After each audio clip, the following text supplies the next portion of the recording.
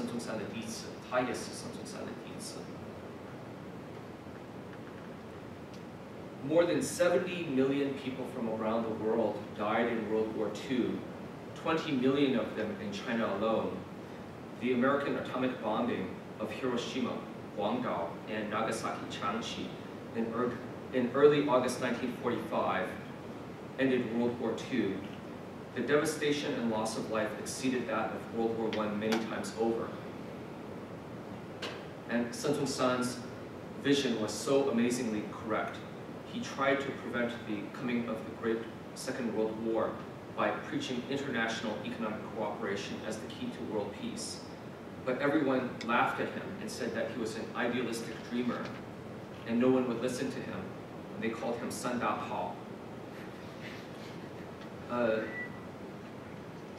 这个孙中山的建国方略出版的时候，很多人都是批评他，讲这个是孙中山的梦想，是不能实现的，不实用的，就是叫他是三大炮。After the massive devastation and incredible loss of life, U.S. President Harry S. Truman was to realize that the only way to prevent future world wars was through international economic cooperation, and that it was the key to world peace. The U.S., echoing Sun Tong-san 25 years later, a quarter century later, the U.S. rebuilt the former war enemies Germany and Japan and created the International Bank for Reconstruction and Development, which is known as the World Bank, and the International Monetary Fund to foster the world trading system, making countries and economies interdependent. Truman's vision was to characterize the post-World War II era. However, please do not forget that Sun Tong-san was the first international statesman to advocate international economic cooperation as the key to world peace. The international development of China consists of practical programs to develop China's strategic economic and industrial infrastructure, concentrating on energy and transportation, and industries which provide every individual and family with the necessities and comforts of life, all using foreign capital, technology, and experts. 为什么孙中山叫他的书是 The International Development of China？ 因为他讲中国没有自己的资本，没有自己的技术，没有自己的人才，要靠这个外国国际上的投资资金、技术跟人才，才会把中国的经济和工业发展起来。So central to Sun Tong-san's vision was the development of 3 world-class ports on the scale of New York Harbor, which was the largest port in the world during his time. And these 3 world-class ports were to be located in the north. 北方大港 near Tianjin, 东方大港 near Shanghai, and 南方大港 near Guangzhou. And this map shows Sun's vision of how to use the great northern port linked by railways into northern China to develop northern China. And you can see the trunk line of the railway crossing what is today Outer Mongolia.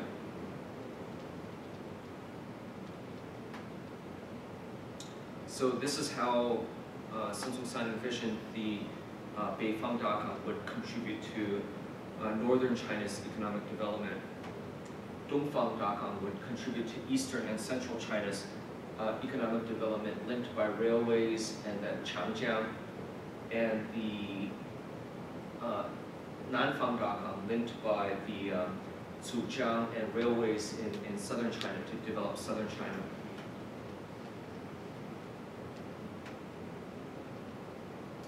How many of you have heard of Sun Tong-san saying 知难行易?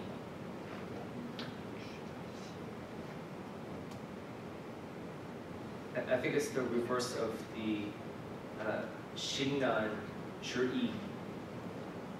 You know, the knowledge is easy, but action is difficult. The reason why he came up with this is because people had great difficulty in understanding him. And he said, you know, knowledge is difficult, but action is easy. You just have to take action and do it. So if you look at the experience of Sun Song-san the Gummy, how many times did he fail? Sun Song-san有几个失意都是失败的。他有10个起义都是失败的，可是他一直不放弃。This is also 知难行易。So 60 years after Sun Song-san first published Jianguo Fanglü and Shiye Jihua, which was studied and well known to an entire generation of Chinese, including Jiang Jieshi, Mao Zedong, Zhou Enlai, Liu Shaoqi, and Deng Xiaoping, would be Deng Xiaoping who finally implemented Sun Song-san's vision and brought his ideas and programs to reality. So you can see in this cover of Time magazine, the cover shows that picture of Deng Xiaoping, and the title is Banishing Mao's Ghost. So 改革开放 is a 180-degree turn from Mao Zedong's 思想. So in China they say 改革开放是发展马列主义毛泽东思想. Don't be fooled by that. It's completely the opposite of Mao Zedong's 思想. 是孙中山的思想, and this is what I'm going to show you. So, as I'm sure you're all familiar with, since 改革开放以来，这个国务院提出来，这个政策是这个改革开放第一步是在广东有这个深圳跟珠海的特区，跟汕头跟厦门的特区。This was an experiment of using foreign capital, foreign technology, and foreign experts to develop China's industries. And it was so successful that in 1990, the State Council moved to the second phase in Pudong and Shanghai to open and to redevelop Shanghai and the Yangtze River Valley. And then finally, in 2006, 在06年国务院提出来这个环渤海地区的这个政策。And as you can see, this is basically following the same strategy in 孙中山的建国方略这个3个大的港口。现在中共跟这个国务院深化了，变成这个珠江三角洲这个政策跟这个长江三角洲的这个政策跟这个环渤海地区的这个政策。And then focusing on Chongqing, developing Chongqing. And the way to do that is through the construction of the Sanshan Daba, Three Gorges Dam.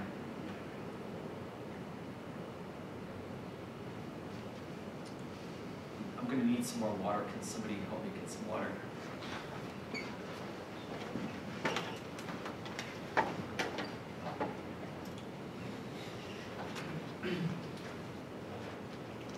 So the Great Southern Port, and then I want to quickly go through this. I won't go into too much detail.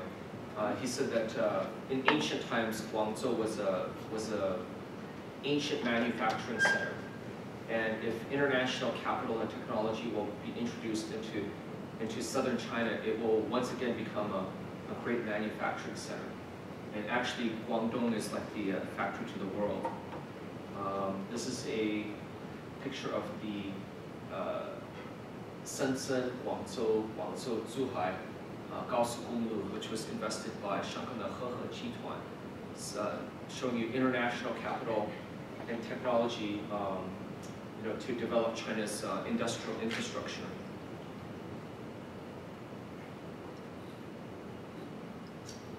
And this is the largest bronze statue of Sun Song-san in the whole world. And can anybody guess where this is?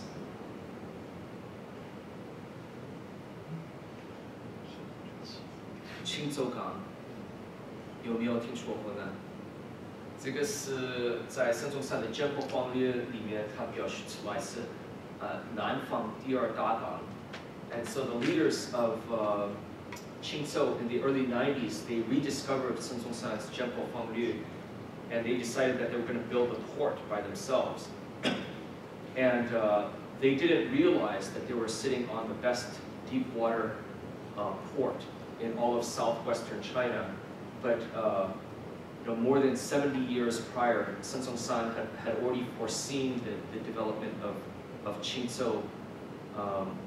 So the provinces of Sichuan, Huizhou, Yunnan, and Guangxi all have to rely on this port as their closest access to the sea.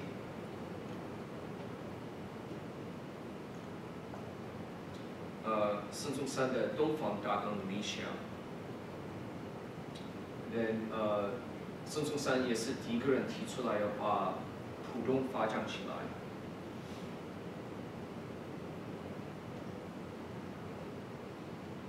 So if you look at this slide, you'll see a dotted line going down into the corner saying option 3, Yangshan Deepwater Port. 这个就是阳山深水港。And this port was the master planner of this port was my mother's classmate from Tongji Daxue in Shanghai. So this is Pudong today. This is the realization of Sun Zong-san's vision. Then this is the scale model of Yangshan Shengshuigang, which is 就是实现了孙中山的东方大港的理想， and it has the capacity to become the largest port in the world. This is the bridge connecting Shanghai with the port. And I took all of these pictures myself.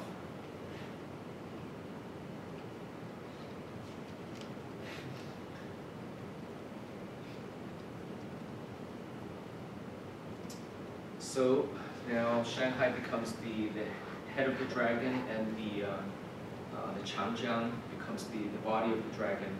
And can you see where the Three Gorges Dam is?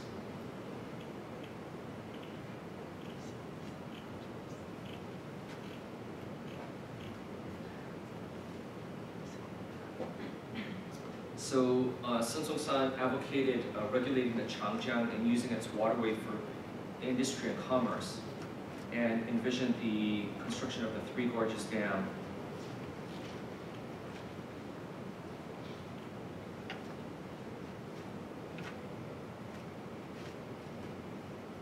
So 在1917年，孙中山已经是提出了这个三峡大坝。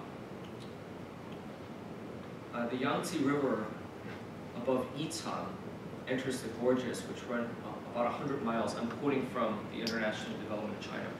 Runs about 100 miles to the Sichuan Depression known as the Red Basin. This part of the river from Yichang along to its source is confined by rocky banks, very narrow and deep, some having an average depth of 6 fathoms, and in particular points, 30 fathoms. Many rapids and obstructions occur along its course. So you can see in this map, there's Yichang, and right above Yichang is the Three Gorges Dam. 所以这个三峡大坝也是实现了孙中山的这个理想。Then this is the lock on the Three Gorges Dam that enables the ships to go all the way up to Chongqing. It's a container terminal.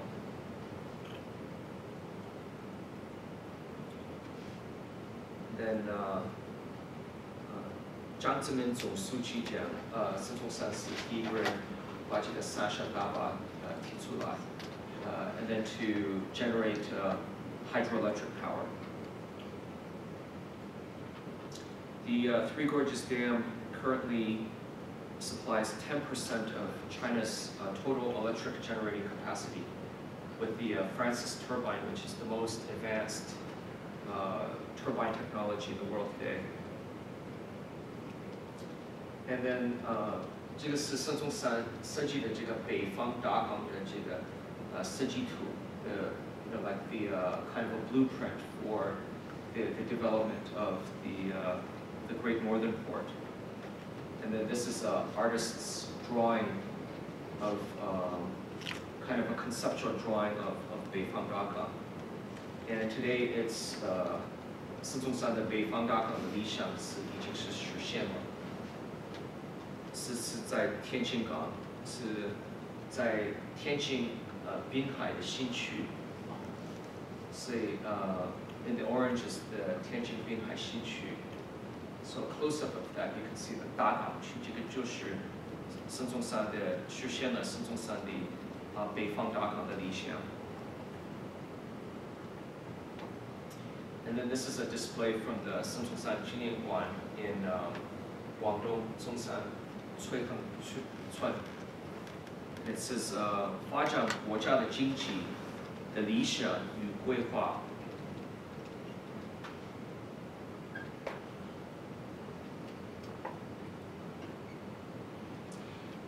该允许外国资本主义以造就中国的社会主义，而调和此人类进化两种经济能力，使之互相为用，以促进将来世界之文明也。孙中山 In building this nation, I wish to bring foreign capitalism alongside Chinese socialism, harmonizing the two economic systems which humanity has evolved, such that they may become each other's complements, thus contributing to the world's future civilizations. This is what we are witnessing happening in China today. 所以从改革开放以来 this is what China has been using. And what do they call it in China?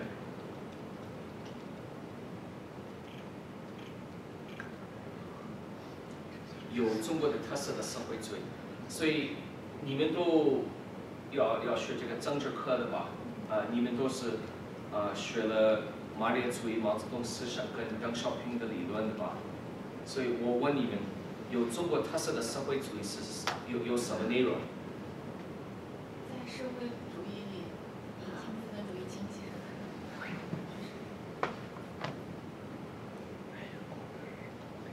所以从1982年，邓小平提出来有中国的特色的社会主义，这个是从孙中山的民生主义跟建国方略出来的。到92年14大会的时候，中国改变了宪法，从这个苏联的这个计划经济制度改变到这个社会主义市场经济制度。From the Soviet planned economy to the socialist market economy. So market economy means capitalist. Socialism and capitalism, using them side by side. 所以马列主义、毛泽东思想里面根本没有这个有中国特色的社会主义。所以我希望你们会了解这个有中国的特色的社会主义是从哪里来的。Can you see what I'm saying now? And actually, most of the things that happen in China, like the 有中国的特色的社会主义，张泽民的3个代表，胡锦涛的科学的发展，到现在的这个习近平的中国梦。中华民族的伟大的复兴。Unfortunately, they're more slogans than anything else. 就是一个口号。所以 that's why people are so confused because 这个口号没有真的内容。你要去真的去学，你学不到的。I've listened to a lot of the speeches by the different leaders, listening very, very carefully to what they're saying, trying to understand what they're saying. And then all they do is they just keep on repeating these slogans over and over again. And I'm like, I asked one of my friends, I said, what are they trying to say? And then my friend told me, he said, Charles, you're trying too hard to understand. 就是空的，就是一个口号，是没有内容的。So another one of Deng Xiaoping's slogans is 不管黑猫白猫，抓到老鼠就是好猫。可是Deng Xiaoping没有告诉你他的好猫是什么东西吗？所以今天我们会看到Deng Xiaoping的好猫是孙中山的建国方略。So after the 14th Party Congress in 1992, changing China's constitution, foreign capital, you see the FDI, this foreign direct investment, starts flooding into China, tens and tens of billions of US dollars start flooding into China. And then if you look at the graph on the opposite side from 1992, China's industries just skyrocket. So there's a mirror image of all the foreign capital coming into China and the development of China's industries and economy. 这个就是利用外国的资本主义来建设我们的中国的社会主义。现在你们明白了吗 ？Okay, and then 孙中山也提出来，后来居上的 the latecomer will be more advanced. And this is what you're seeing in China today. Today, China is becoming the most advanced country in the world in terms of industrial and economic infrastructure because it's leapfrogging technology. And this is the first airplane built in China, designed in May 1923 and flown on July 1923. And then the plane was named Rosamunde. 这个是宋庆龄的法国的名字 ，and 这个是孙中山亲手写的。This is, the first plane built and designed in China. It's one of my favorite pictures because in this picture, Sun Yat-sen is advocating the development of China's aviation industry.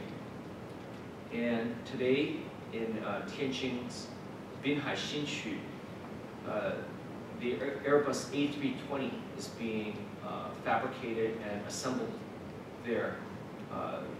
This is furthering the development of China's aviation industry. And if you look in the background, you can see the containers. Costco, it's China Ocean Shipping, 到了天津港，到了天津滨海新区. So if you fly around China, most likely you'll be flying on one of these Airbus A320s, which are being assembled in China. And then 青藏铁路是在06年7月份开幕的。How many of you know that the Qingzhang Tianlu was also part of Sun Yat-sen's vision? For decades, many experts, they laughed at Sun Yat-sen and they said, look at how ridiculous his railway plan is. Do you know how difficult it is to build a railway to Tibet? And yet, 90 years later, 87 years later, 1919年到2006年是87年后. After 87 years, China built this railway, and this is how they engineered it. They elevated the track across the permafrost, the frozen earth of the Tibetan Plateau, and using pressurized train cars because of the high altitude. So apparently, China's leadership, they have been studying Sun Yat-sen, the Jianguo Fanglue, very, very deeply.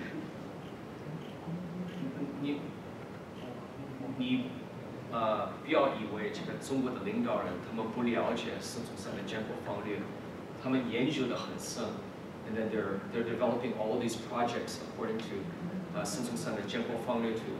But they're not developing it because it's impractical. They're developing it because it's extremely practical. You would only spend billions and billions of dollars on something like this if it was practical. So you can think of the practical reasons.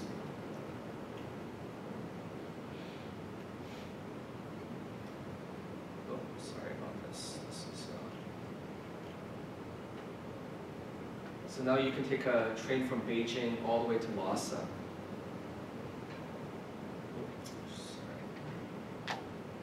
So this is 从孙中山的江波方略图，所以这个青藏铁路这个线你会看是到拉萨来，可是孙中山不就是有一条线，在西藏它有6个线。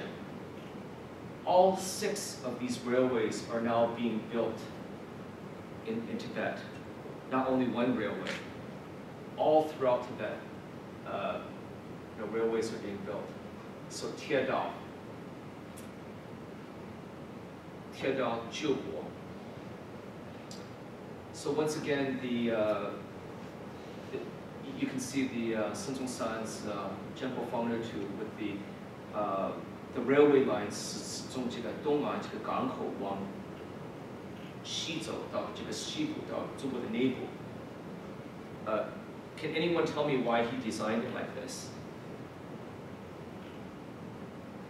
What is one of the biggest problems in China today?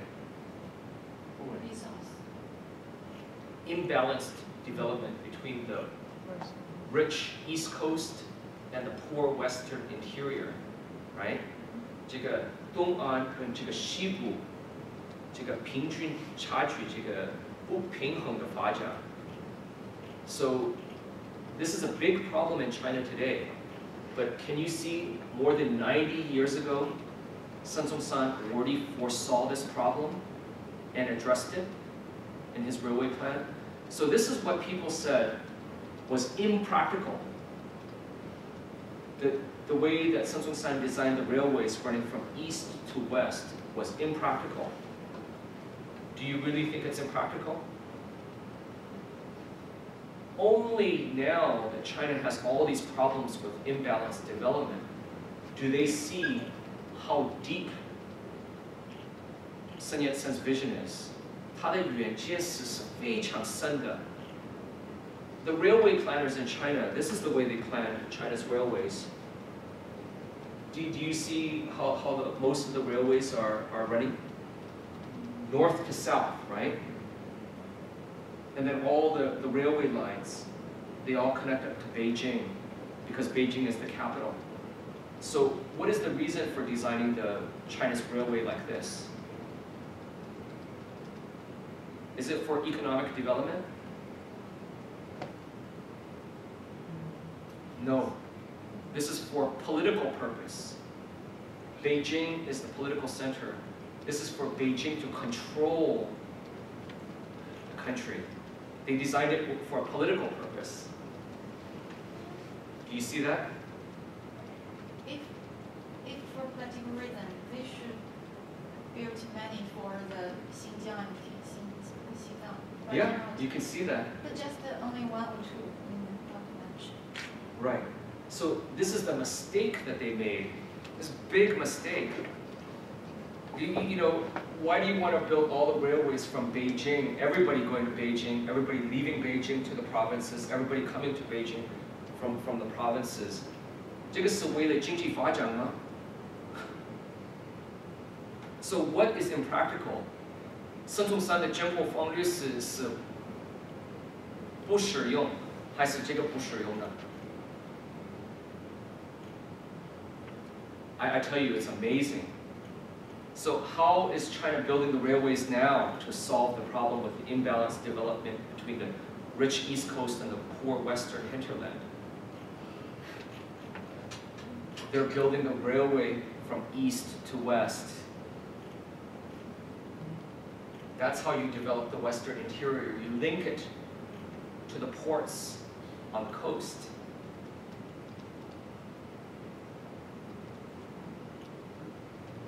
Can you all see that?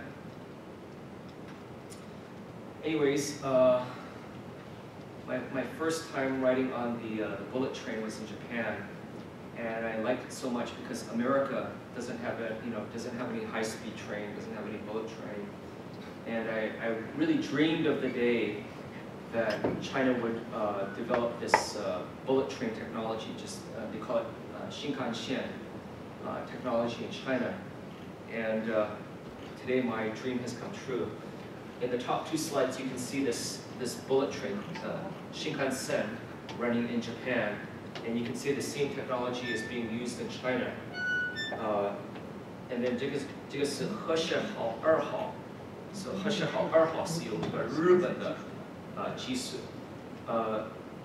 In 1912, Sun Tong-san went to Kobe, Japan, to 到这个日本神户去访问这个 Kawasaki Heavy Industries. Kawasaki Heavy Industries has been a pioneer in train technology, and they're actually the technology that builds the bullet train in Japan. And that same technology is being used in China today. So Sun Yat-sen's dream of using this Kawasaki Heavy Industries technology has also been realized. And 和谐号1号是用这个 Radian 的技术，这个是在 Radian， 这个是在中国。和谐号3号是用这个德国的 Siemens 技术。That slide is in Germany and this is in China. So between Beijing and Tianjin is using this train technology, and it reduces the travel time. My first time from Beijing to Tianjin, it took 2.5 hours, but now you can reach from Beijing to Tianjin 就是半个小时可以到了。和谐号5号是用这个意大利的技术。Then the Sutia, maglev, this is the only commercially operational maglev train in the world, connecting Shanghai with Pudong. 所以中国真的是变成这个后来居上 most advanced technology from all over the world. Usually, specific countries, they only have their own technology, but China has international technology from many, many different countries. It's all being developed here in China. So for Sun Tong-san's entire revolutionary career, he was obsessed with only one thing, and that was saving China, 救中国。所以在这里是他的模宝，造路救国。Advocating the development of roads to develop China's automotive industry. And China doesn't only have automotive experts from one country, but countries all over the world. So from Japan, United States, Germany, Korea, the Chevy Volt, like General Motors, they declared bankruptcy 5 years ago in the global financial crisis. And they're hoping that this Chevy Volt will revive General Motors. Can anybody guess where this is being built? Shanghai, right. So you can see why build it in Shanghai.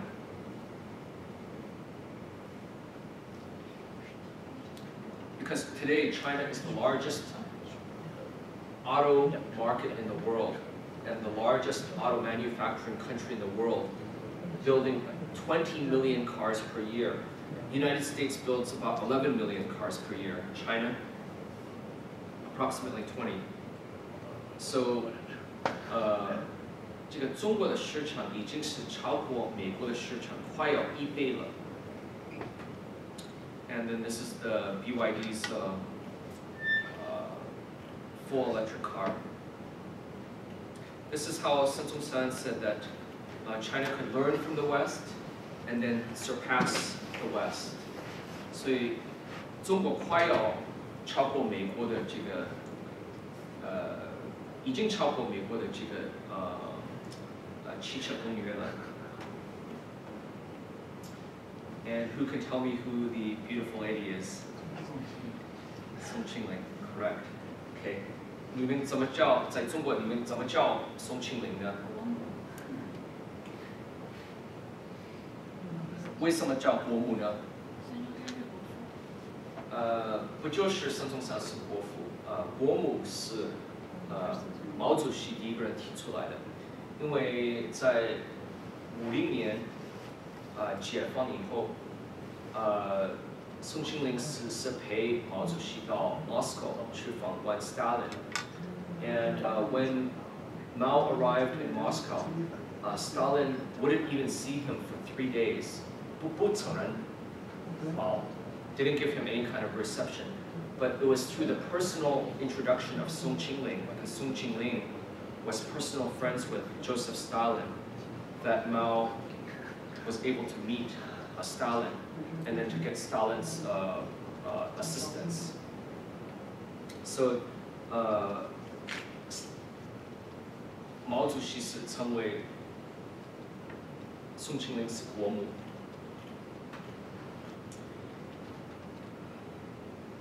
所以宋庆龄一直是跟周恩来总理讲，我们要多学孙中山的思想。She really hoped and dreamed that the Chinese Communist Party would realize Sun Yat-sen's 的思想。I can honestly say that in the first 30 years, they didn't do it. It was a complete disaster. But in the second 30 years, I can say they're well on their way, especially from the hardware point of view. 就是今天的中国共产党是实现了孙中山的思想从这个硬件部分，可是还没有实现这个软件部分。Then in May 1981, Sung Ching-ling passed away, and then my mother went to Beijing to attend her grandmother's memorial service, and she was received by Madame Deng Yincao, who privately told her a small party secret. Deng Yincao 跟我母亲讲，我要告诉你一个党部里面的小秘密。从改革开放开始，我们要开始借用你的祖父的思想来建设中国。我们要多学你的祖父祖母的爱国的精神，为了中国，为了人类，为了世界，为了中国。